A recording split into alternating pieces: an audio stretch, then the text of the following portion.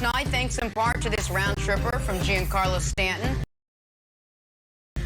Bombers now 2.5 games up in the AL wildcard race. Pretty wonderful, Kevin Wilds. What else you got for us? Well, we'll start with the weird. Rangers at Fenway, first and third, only one out. Hernandez lays down a squeeze bunt that goes horribly wrong. This ball goes to Devers, ends up making the tag, and then pulls a little league move, just starts running at the guy. Why throw the ball when you just have to? You can just run. Eventually, Devers gets it to Schwarber, and it's out, and the inning is over. Red Sox end up winning via an 11th inning grand slam from Travis Shaw. Moving on to the wonderful Yankees, as Jenna mentioned, in Atlanta. It's time to race the freeze. Here's the thing. If the Braves came up to and said, Wilds, do you want to race the freeze? I'll say, first of all, I want to be in a fully Speedo outfit, and I also want spikes, so this never happens. When you fall down, you're on the verge of beating the freeze, and then you eat it. Some people are saying this was a dive. I'm not one of those people. Freeze wins, as Jenna mentioned. Atlanta loses. Moving on to the weird, Enes Kanter, friend of the show, on a beach playing baseball for the first time with either a bat or a stop sign pole. Spoiler alert, when the camera person lines up the shot so that you're supposed to hit the ball into the ocean, they don't think they're going to have to retrieve the ball. Final stat line, 6 swings, 5 misses, courtesy of Whistle Sports. And finally, the wonderful White Sox in Toronto. Scoreless game, but Tim Anderson with a flurry to end the round against Liam Hendricks, ends up winning it, steals the 8th round. But Blue Jays win the game, and that's the weird and the wonderful from the national pastime. Wow. That's actually pretty good, man. Kevin Wilds makes everything interesting.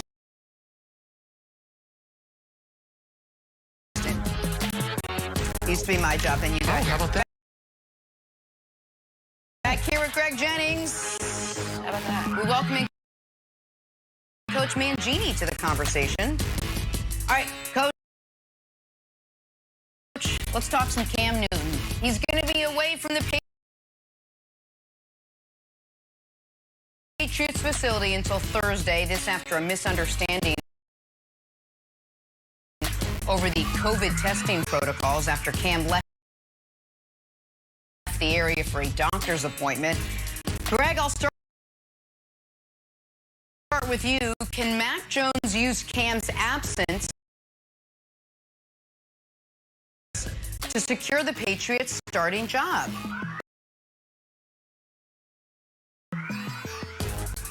You know, first off, Jenna, this is sad. This is disappointing when you think about Cam Newton and where he started to drop off last year. It was COVID related. It was when he was out, and he never was able to get back to what we saw in those first 2 games. So can Mac Jones ascend and step in and take that position? I don't think so. I don't think so, because Cam Newton looks like a complete completely different quarterback for the New England Patriots. He looks like he's more comfortable, more confident, and he understands what is being asked of him at the quarterback position within this system with the pieces around him. And he just all around gives you more. When you look at Mac Jones, yes, can he stand to the pocket? Can he make the throws that you want him to make? He absolutely can. But how much of the offense have you really unloaded on him? And can you really put on his plate going into week one? With Cam Newton, you know he's been there from last year. He didn't have the offseason last year. He now had the offseason and all of training camp. I think this is Cam Newton's job to lose. It's just unfortunate that he's going to be out because Mac Jones, he can creep in there. I don't think it happens. What's so strange about this is being there for as long as I was in New England and then dealing with Bill in Cleveland as well, and being with Bill in Cleveland and at the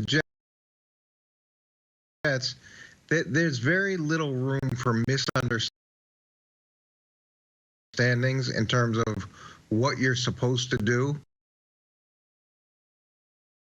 And it's shocking to me that there's any misunderstanding on when you're supposed to be somewhere, what you're supposed to take care of, and that part doesn't make any sense. It doesn't make any sense. Now that does open up an opportunity for Mac Jones to get extra reps, to get extra work against the Giants, to get more opportunities to show that he could be the starter, to get more coaching. And I don't think that's a position that Cam wants to be in. Cam should be significantly better than he was last year. He's got a year in the system. He's got a preseason. He's got training camp. He's got all those things. The jump should be significant. And if it's not, opportunities like this are huge for a young quarterback. And it's a massive opportunity for Mac Jones.